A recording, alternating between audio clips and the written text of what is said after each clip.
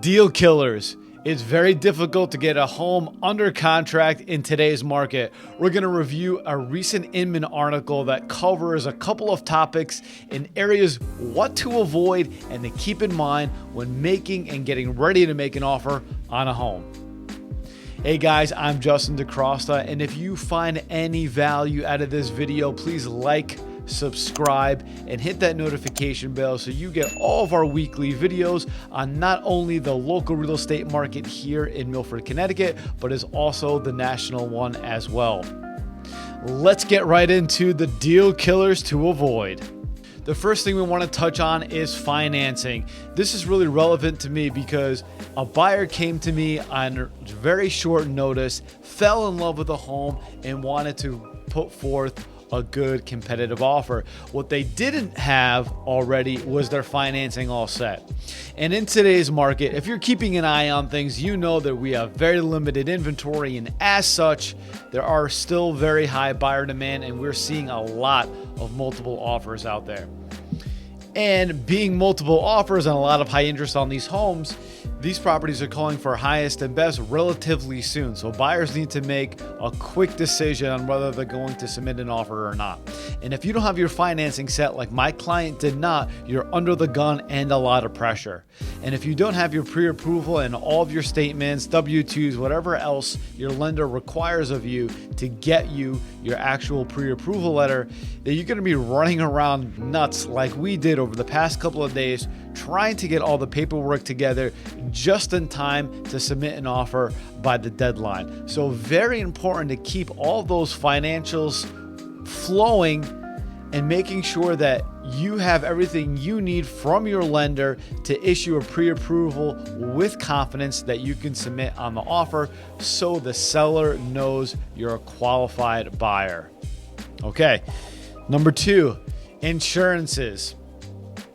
Insurance prices have been rising, and take Florida, for example. There are some places in Florida, due to all of the hurricanes, that it's becoming very difficult to get home insurance, especially proximity to the water. Now, we don't have to worry so much about that in Connecticut. Clearly, we are a shoreline community, but not as bad as in Florida where we have the hurricanes. It's just an example where the price of home insurance have risen, and you want to make sure when you are thinking about making an offer on the home to have that in mind, or at least get an idea of what a quote would look like for that particular home.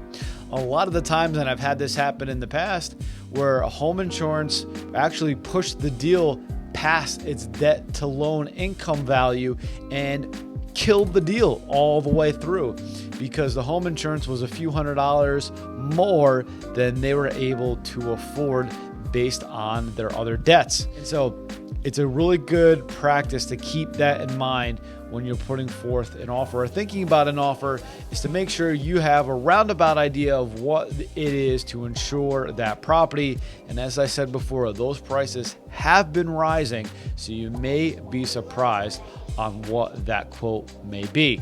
So make sure we find that out. Third, inspections. This one's pretty self-explanatory. It really hasn't changed, but always have to keep in mind, once you get through inspections, there's many different ways that the sellers can market the house.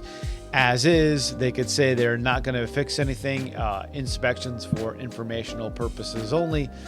Again, many different ways to slice the chicken, or I don't know, that doesn't sound like the correct analogy, but you get what I'm saying. You have to keep in mind too that as you go through some of these homes and being competitive, the less requests they're going to make on the inspections, the better the chance the deal has to continue to close. So you as the buyer have to keep that in mind and know that right off the bat, you may need a couple of dollars out of pocket to get the home to the adequate condition that you and your family require. Very self-explanatory. That hasn't changed, but just something to be noted. And lastly, low inventory. We seem to talk about this every single week, but we're going to continue to until this problem is solved, and unfortunately it doesn't look like it's going to anytime soon. But what happens when we have this low inventory and this high buyer demand is we're going to get multiple offers in on a lot of these properties, especially median price point homes. So what you have to do, unfortunately, is act fast in the marketplace. So it is so important to have everything that we talked about all in order. Have your financing completely done. Get an insurance quote on that particular home that you were going to make the offer for, and be prepared to have a couple of bucks in your pocket to bring the house up to standards post inspection. Because when it comes down to multiple offers and you have to make a fast decision, the person that is most prepared is going to win. See you next week, guys.